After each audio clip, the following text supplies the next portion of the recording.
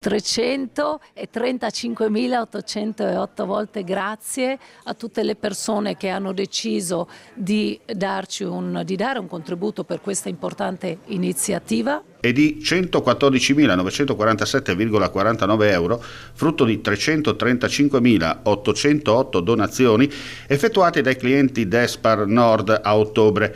La somma raccolta a favore del progetto Sostieni la ricerca, promosso da Despar Nord, azienda sanitaria universitaria del Friuli Centrale, e Andos Udine.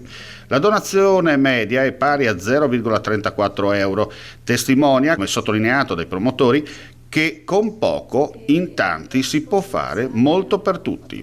La consegna dell'assegno al direttore generale Denis Caporale, che ha parlato di un risultato sorprendente raggiunto in pochissimo tempo grazie al grande lavoro di squadra. Questo risultato ottenuto è merito sicuramente dell'impegno che la nostra azienda riserva sul territorio da sempre, ma non lo facciamo perché sentiamo veramente è un dovere per noi poter da un lato restituire al territorio quello che il territorio ha riservato a noi in questi 65 anni. Fare squadra, che non è altro che il Fasin di Bessoi 4.0, porta sempre risultati.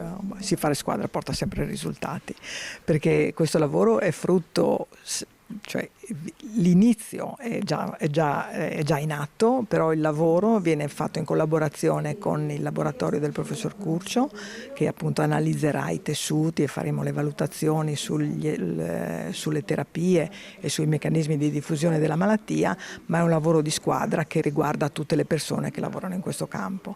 Cosa vuol dire? Vuol dire che da chi vede la paziente per primo, che le deve dare la notizia, a chi come noi la cura, a chi poi la segue per riabilitarsi, per tornare alla vita normale. A me piace sempre dire che io non curo malattie, curo persone, quindi vorrei che fosse chiaro che non è il lavoro di uno, io sono solo uno dei tasselli che porta a questi risultati. La nostra regione va bene come risultati e come sopravvivenza, è credo la più alta in Italia.